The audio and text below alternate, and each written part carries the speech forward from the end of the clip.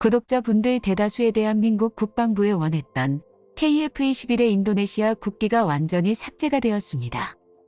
11월 24일 주관한 방산 수출 전략 회의를 통해 급격하게 성장한 대한민국의 방위산업을 강화할 것이라고 밝힌 자리에서 배경으로 전시된 KF-21 전투기 CJ-5호기에 붙여진 인도네시아 국기가 지워진 상태로 전시되어 그 배경에 관심이 쏠리고 있습니다.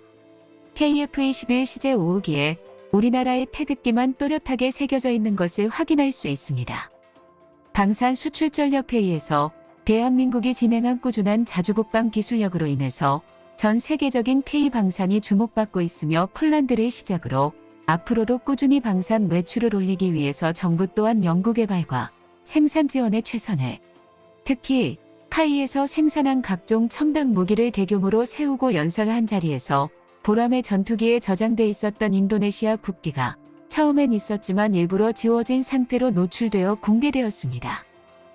전 세계 모든 국가들이 볼 수 있는 중요한 공식적인 행사에서 공동개발국인 인도네시아 국기가 지워지고 태극기는 그대로 있는 상태로 노출된 것은 상당한 메시지를 던지는 것이며 단순한 실수가 아닌 정부가 어떤 무언가를 노리고 의도적으로 인도네시아를 지운 채로 노출한 것입니다. 한국항공우주산업은 더 이상 인도네시아의 행동을 묵인하지 않고 인도네시아를 대신할 신뢰도 높은 새로운 동맹국을 생각한다는 뜻으로 풀이가 되기도 합니다.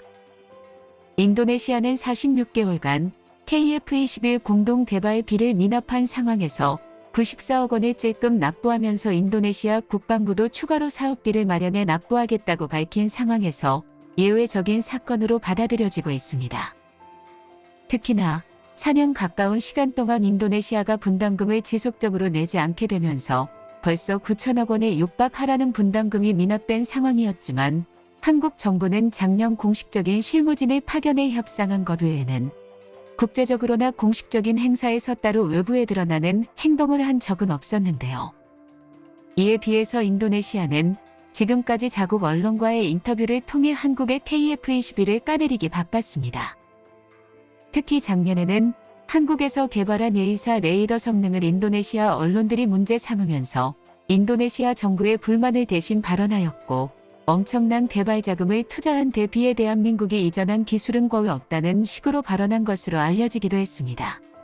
게다가 인도네시아 행정부의 변화로 인해 대한민국과 직접적으로 국방협력 사업의 대부분이 중단되거나 철수를 하였습니다. 인도네시아는 대한민국과 국방협력을 중단하면서도 보람의 전투기의 사업에서는 철수하지 않고 있으며 자국 언론을 통해서 지속적인 불만을 드러내는 방식으로 대처하고 있는 상황인데요. 그러면서 한국 정부와 협상을 거절했으며 경제 사정이 어려워 납부할 수 없다는 이유만을 내놓으며 그저 시간만 흐르고 있었습니다. 사실 작년 말 한국의 협상단과 그동안 밀렸던 분담금 중에 일부 현물로 상환하는 것을 협의하면서 협상이 타결되었지만 최근 11월 94억 원을 납부하기 전까지 어떠한 움직임도 보이지 않으면서 대한민국에게 지속적인 불만을 표현하고 있었습니다. 대한민국도 인도네시아가 어떠한 것을 원하는지 정확히 알고 있는 상황이었는데요. KF-21 보람회에서 대한민국이 개발한 핵심 기술을 대부분 이전하여 달라는 것이 인도네시아의 속셈입니다. 그러면서 인도네시아에서는 1조 6천억 원의 분담금을 줄이겠다는 생각을 가지고 언론 플레이를 하고 있는데요. 분담금도 줄이고 게다가 대한민국이 손수 개발한 기술 이전까지도 원하니 인도네시아에서 자기들 원하는 대로 하려고만 합니다. 이 때문에 인도네시아는 특별한 언급도 없는 상태로 지속적인 억지를 부리고 있지만 최근 들어 KF-21 전투기가 날아오르고 폴란드와 사우디 등 대한민국의 방산 수출의 의상이 날이 갈수록 높아지는 걸 본 인도네시아에서 긴급하게 일부 분담금을 입금한 겁니다. 대한민국의 최근 공개된 CJ-3호기에서도 대한민국 국기와 인도네시아 국기를 공동으로 나란히 붙여서 제작했습니다. 과거 우리가 인도네시아가 공동개발 계약을 할 당시만 하더라도 KF-21 개발을 진행하는 동안 태극기와 인도네시아 국기를 같이 붙이는 건 암묵적으로 명시되었습니다. 겉으로 동등한 지위를 가진 개발협력국이라는 명분하에 말이죠. 그러나 이제 대한민국이 그동안 인도네시아의 이런 꼼수에 참고 있었지만 이젠 그 암묵적인 계약의 틀을 깨버린 겁니다. KF-21 사업을 인도네시아를 대신해 사우디아라비아가 새로운 동맹국으로 급부상하고 있습니다. 사우디 공군이 보유 중인 구형 전투기 200대를 노후화하여 교체를 생각하고 있으며 한국형 천령 미사일을 포함한 KF-21 하드포인트 탑재 초음속 미사일 도입을 물밑에서 검토하고 있는 중인데요. 사우디아라비아는 자체적인 생산 활동은 크게 없으나 석유를 생산하는 국가로 재산이 엄청나게 많으며 사우디 주변에서 사우디에 많은 석유를 탐내는 적국들이 많은 입장입니다. 그러니 사우디는 많은 재산으로 무기 수입을 많이 하고 있어 한국과는 상당히 궁합이 좋아 보입니다. 대한민국 방산 시장에서 폴란드 다음으로 대한민국 무기를 가장 많이 구입한 나라는 바로 사우디아라비아입니다.